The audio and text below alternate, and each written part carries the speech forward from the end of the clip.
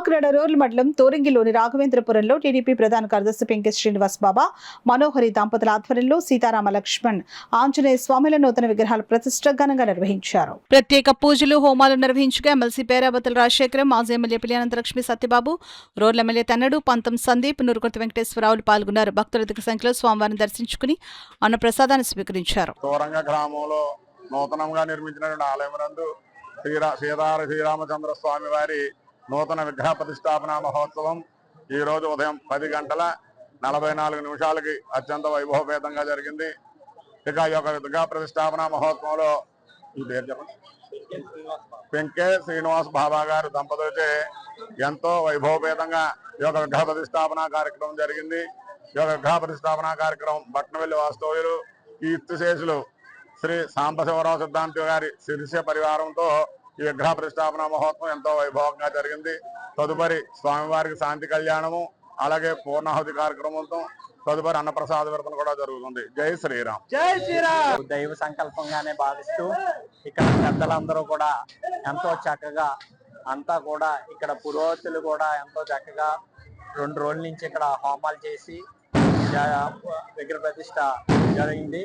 అంతేకాకుండా ఇక్కడ ఉన్న ప్రజలందరూ కూడా సహకరించి ఎంతో భక్తి శ్రద్ధలతో 2 రోజులు కూడా ఇక్కడ పూజలో కూడా నిమగ్నమై ఇక్కడ ఇదివరకు ఉన్న షిరిడి సాయి రాములు వారి విగ్రహాలు పూర్వం ఉండి గుడి పునర్నిర్మాణం చేసి రాములు వారి విగ్రహాలు షిరిడి సాయిబాబా విగ్రహం కూడా ప్రతిష్ఠ చేస్తాం జరిగింది.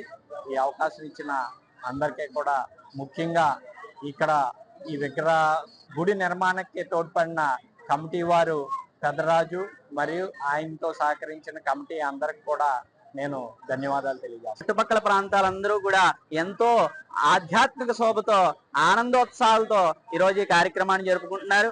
అందులో భాగంగా ఈ కార్యక్రమానికి ఎవరైతే శ్రీనివాస్ బాబా గారు, పెంకే శ్రీనివాస్ బాబా గారి చేతుల మీదుగా ప్రతిష్టాపన కార్యక్రమం, అలాగే సాంబశివరావు సిద్ధాంతి గారి యొక్క శిష్య పరివారం ఆధ్వర్యంలో వారి యొక్క ఆచార్యత్వంలో ఈ యొక్క ప్రతిష్టాపన కార్యక్రమం, అంతకుమంది ఈ ఆలయ కమిటీ వారు ఎవరైతే ఉన్నారో గ్రామస్తులు, గ్రామ పెద్దలు, కమిటీ వారు, భక్తులు అందరూ కూడా కలిసిమెలిసి కృషి చేయడం వల్ల ఈ దివ్యమైన భవ్యమైన రామ మందిర నిర్మాణం చేసుకోవడం కానీ ప్రతిష్ట కూడా ఎంతో అద్భుతంగా జరిగింది. కాబట్టి దీనికి సహకరించినటువంటి వారందరికీ కూడా పేరు పేరున కమిటీ వారి తరపున హృదయపూర్వక ధన్యవాదాలు తెలియజేసుకుంటూ జై శ్రీరామ్, జై జై శ్రీరామ్.